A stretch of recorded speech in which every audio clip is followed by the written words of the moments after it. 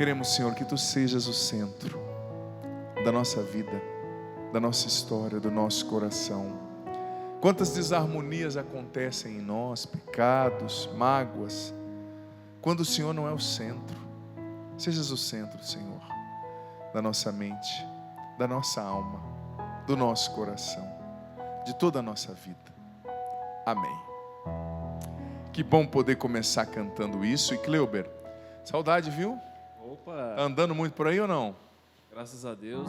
Na verdade, tem mais produzido no estúdio do que viajando, né? Sim, está trabalhando por aqui. Sim. Alta produção, viu, gente? Eles estão produzindo canções lindas aqui na gravadora Canção Nova. O CD do Sapo, né? Você estava me dizendo. Músicas com o Diácono Nelsinho, também com o Eugênio Jorge, isso? Isso.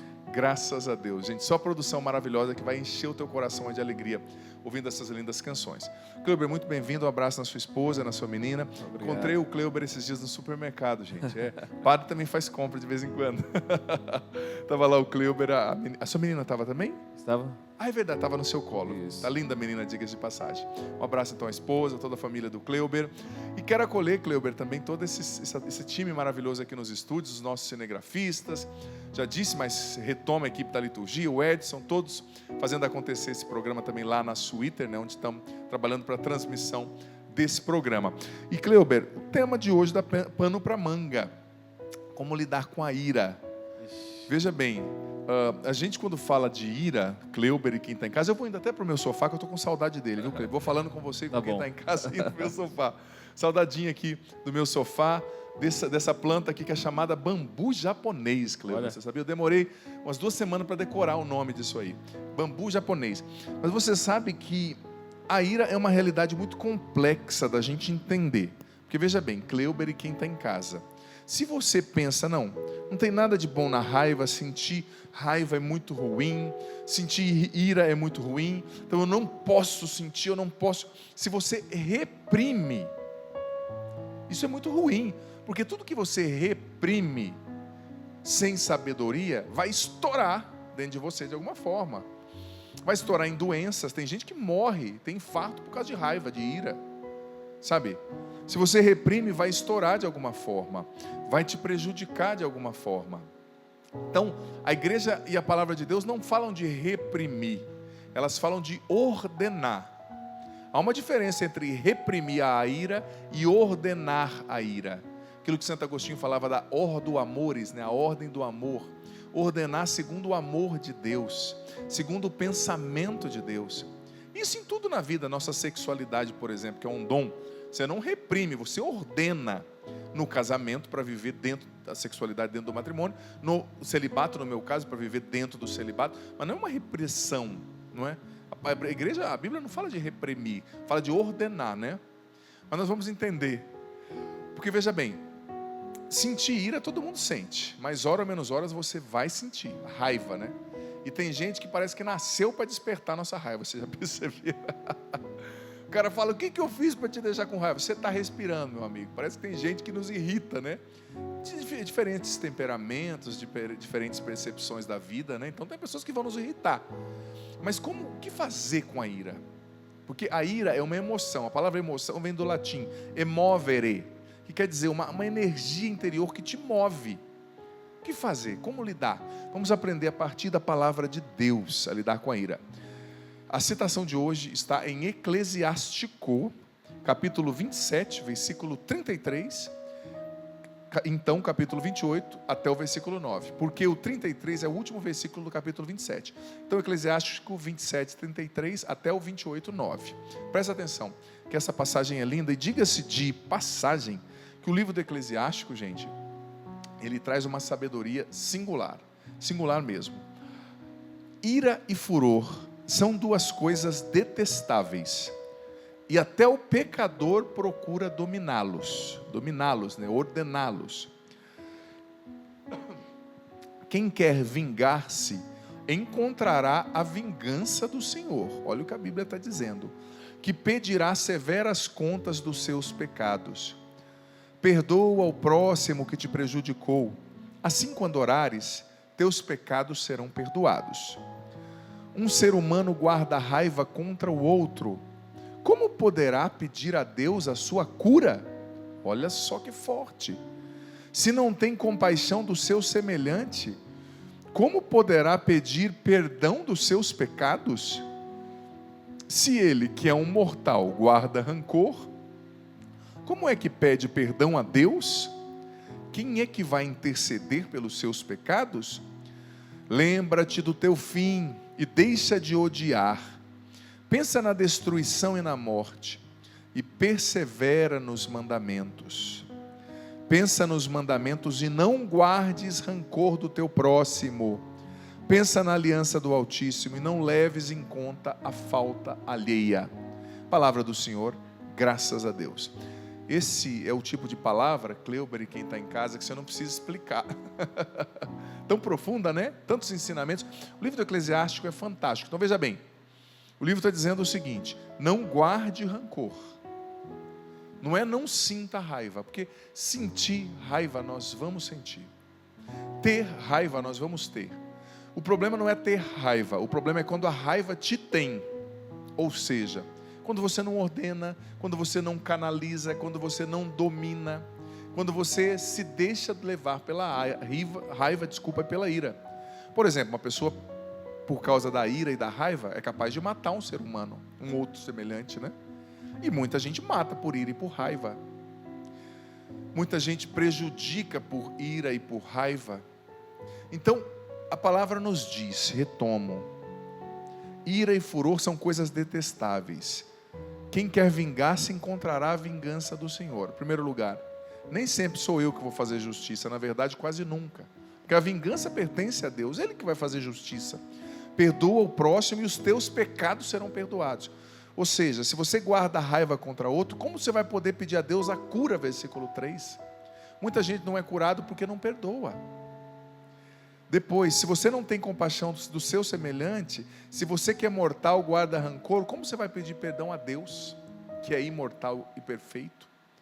Lembra-te do teu fim e deixa de odiar. Olha só, pensa na morte, na destruição e persevera nos mandamentos. Pensa nos mandamentos e não guarde rancor do seu próximo. Não é que você não vai sentir raiva, mas uma coisa é sentir raiva, outra coisa é alimentar a raiva, guardar o rancor, remoer. E como, amado filho, o que a gente tem que fazer, amada filha, para a gente de fato conseguir ordenar a raiva, a ira, segundo Deus? Você sabe que a ira, lá João Cassiano no século IV e São Gregório Magno no século V, colocaram a ira já no catálogo dos pecados capitais, né? É um pecado que abre portas para muitos outros pecados. Mas lá eles já diziam que o pecado capital, veja bem, da ira, precisava ser contraposto com a virtude da mansidão. Mansidão. Só que muita gente interpreta mal o que quer dizer ser manso. Tem gente que acha que ser manso é ser uma pomba lesa, né? Aquela pessoa que não reage, que não sente raiva nunca. E diga-se de passagem que do ponto de vista psicológico, a pessoa nunca sentir raiva é ruim. Porque a pessoa não consegue reagir e manifestar raiva, mas vai gerando dentro dela uma frustração.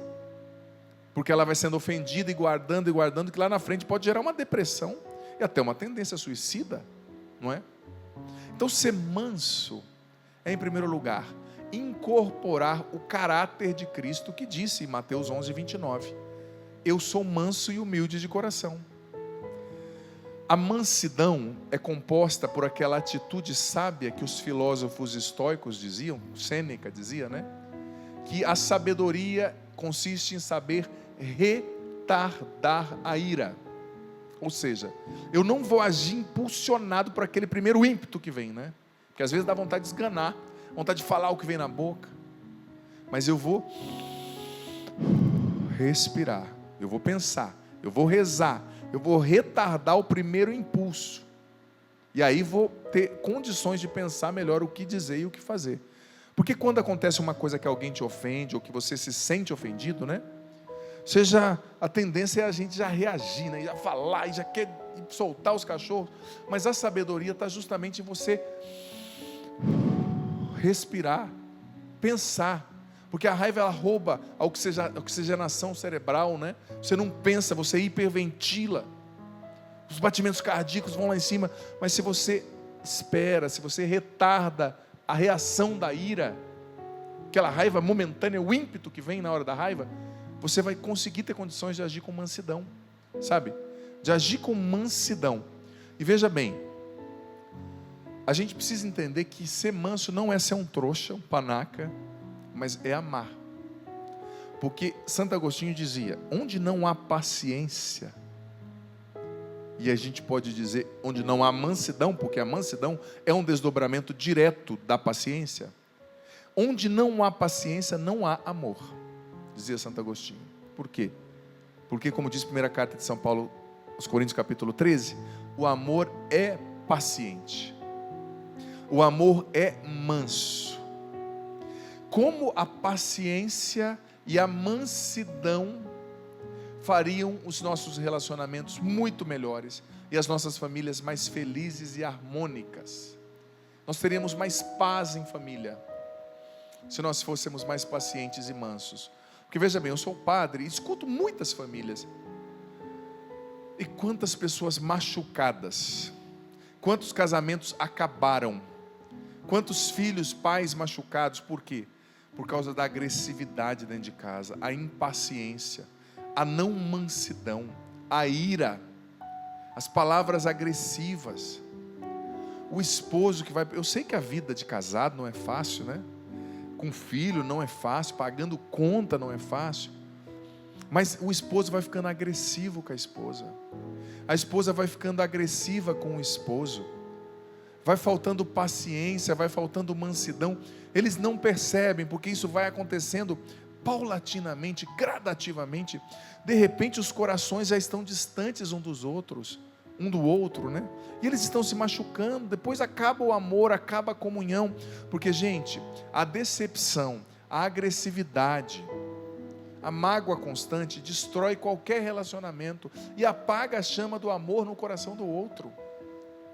Quantas famílias estão feridas, quantos filhos machucados, porque foram criados com pais agressivos, com mães iradas que gritavam para tudo, que xingavam para tudo. Gente, quanto mais o tempo passa, mais eu me convenço que não existe nada melhor do que uma pessoa educada, que sabe tratar os outros com educação. Eu me esforço desde criança, quando eu vou pedir algo para alguém, eu não deixo de pedir, por gentileza. Pode parecer banal, tem gente que até tira sarro, né? Mas para mim é importante, porque eu sei que eu estou tentando no meu coração mostrar para aquela pessoa, olha, você não é um objeto ou um número que eu estou pedindo para fazer uma coisa, você é um ser humano importante para mim.